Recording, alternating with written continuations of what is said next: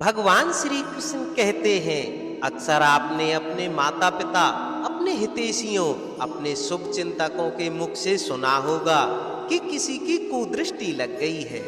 इसकी कुदृष्टि उतारो, ये मत करो नहीं तो कुदृष्टि लग जाएगी। ऐसा श्रृंगार मत करो, वो मत पहनो नहीं तो कुदृष्टि लग जाएगी। और कुछ कुछ तो इस कुदृष्टि का उपचार भी कर लेते हैं, जैसे मिर्च का धुआं जलाते हैं, तेल की बाती से कुदृष्टि उतारते हैं, काला टीका लगाते हैं, क्या क्या करते हैं।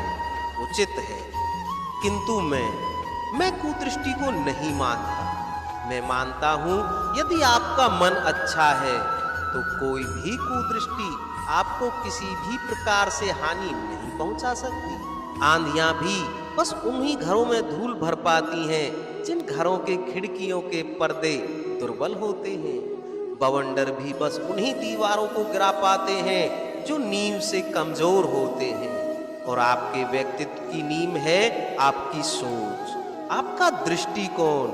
एक ही दृष्टि, एक ही स्थान, एक ही घटना को आप सकारात्मक रूप से ले सकते हैं, नकारात्मक रूप से भी ले सकते हैं। निर्णय आपका है। इस संसार को आप जैसा सोचोगे वैसा ही पाओगे। इसलिए स्मरण रखिएगा, जैसा कहा गया है, इस संसार में कुदृष्टि का तो उपचार है, बुरे दृष्टिकोण का नहीं। उड़ना किसको नहीं भाता, सफलता के आकाश पर सवारी करना कौन नहीं चाहता। सब चाहते हैं, सब चाहते हैं कि इस संसार में उसका नाम, उसकी पहचान सबसे ऊपर हो, कि उसका नाम इतिहास में स्वर्ण अक्षरों में लिखा जाए, उसे स्मरण रखा जाए।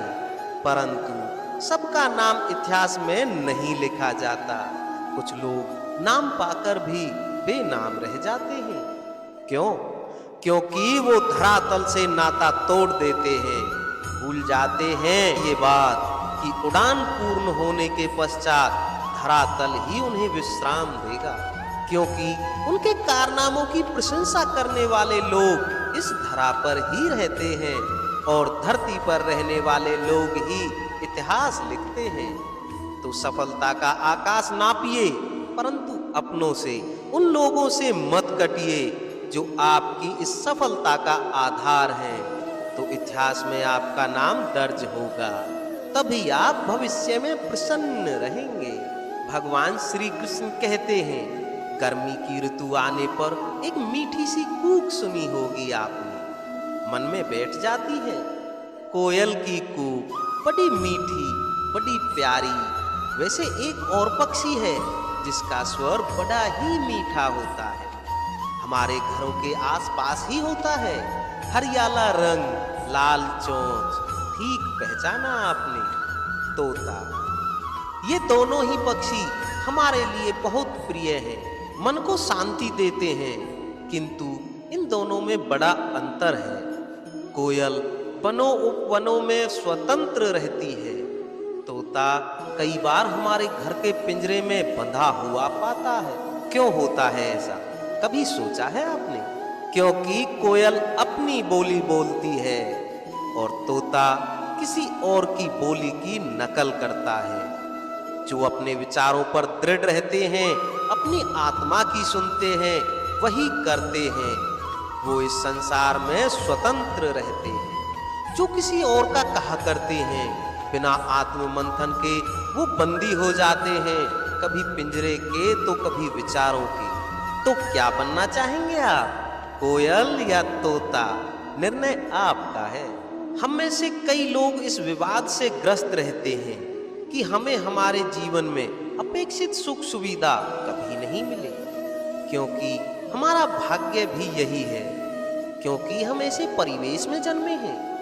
किंतु क्या आपका जन्म आपका प्रारब्ध निश्चित करता है? कुछ सीमा तक करता है। जैसे वर्षा की बूंद जब बादलों से जन्म लेती है तो उसका प्रारब्ध होता है धरा पर गिरना, किंतु वो धरा पर कहाँ गिरती है ये निश्चित करता है कि उसका भविष्य क्या होगा। केले के पत्ते पर गिरे तो कपूर बन जाती है, सीप के मुख में गिरे तो मोती बन जाती है, विषधर पी जाए तो विष बन जाती है। बूंद एक ही है, प्रारब्ध तीन। तो प्रारब्ध हमारा जन्म नहीं, हमारा चयन निर्धारित करता है। इसलिए अपना चयन सोच विचार कर ही करिएगा। भगवान श्री कृष्ण कहते हैं, कभी आपने सोचा है कि हमें जीवा के साथ साथ कान क्यों मिले? अब आप कहेंगे कि सरल सी तो बात है कि हम बात करने के साथ साथ सुनना भी सीख लें। अब इसका एक और तात्पर्य भी है, स्वयं की प्रशंसा सुनना। तो सभी को अच्छा लगता होगा। अब यही है सार। यदि इन कानों से आप स्वयं की प्रशंसा सुनना चाहते हैं तो सर्वप्रथम इस जीभा से दूसरों की प्रशंसा करनी सीखें। अब प्रशंसा के विषय में एक अत्यंत महत्वपूर्ण बात आपको बता देता हूं। कभी किसी की प्रशंसा आप करते हैं तो सर्वप्रथम उस व्यक्ति का उत्साह बढ़ जाता है। तत्पश्चात स्वयं में अगर झांक कर देखें तो स्वयं के मन में भी संतोष और प्रशंसा आ जाती है।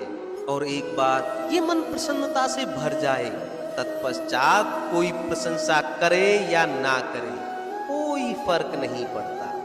इसलिए सदैव दूसरों का मान करें, आदर करें, उनकी प्रशंसा करें, प्रसन्नता बांटें। उनमें जो भी अच्छाइयां हैं उन्हें बताएं, उन्हें स्मरण करवाएं कि वो भी अच्छे हैं। उनका उत्साह बढ़ाएं, वो जीवन में आगे बढ़ेंगे और ये जीवन आपको कभी पीछे नहीं रहने देगा। भगवान श्री कृष्ण कहते हैं, क्या आपने कभी दर्पण देखा है? क्या हम में से ऐसा कौन है जिसने दर्पण नहीं देखा? सभी ने दर्पण देखा है और दर्पण में स्वयं का प्रतिबिंब भी देखा है। किंतु किसने सोचा कि उस दर्पण के पीछे क्या है, उस प्रतिबिंब के पीछे क्या होगा? होता कुछ ऐसा है कि उस कांच के पीछे धातु की एक परत चढ़ाई जाती है, जिस कारण से जब हम देखते हैं तो हमें हमारा प्रतिबिंब दिखाई देता है।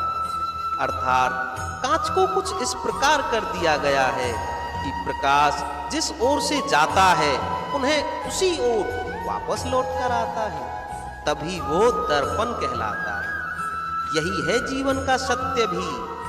यदि हम अपना पूरा ध्यान लक्ष्य की ओर केंद्रित करते हैं, यहाँ वहाँ नहीं भटकते, तो ना केवल हम अपना लक्ष्य प्राप्त करने में सफल होते हैं, बल्कि हम दूसरों का मार्गदर्शन करने में भी सफल होते हैं। क्या आप बनना चाहेंगे ऐसा व्यक्तित्व?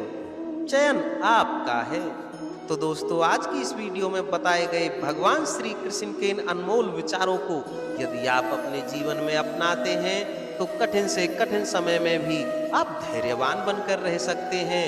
तो दोस्तों, फिर मिलते हैं नेक्स्ट वीडियो में। तब तक के लिए जय श्री कृष्णा।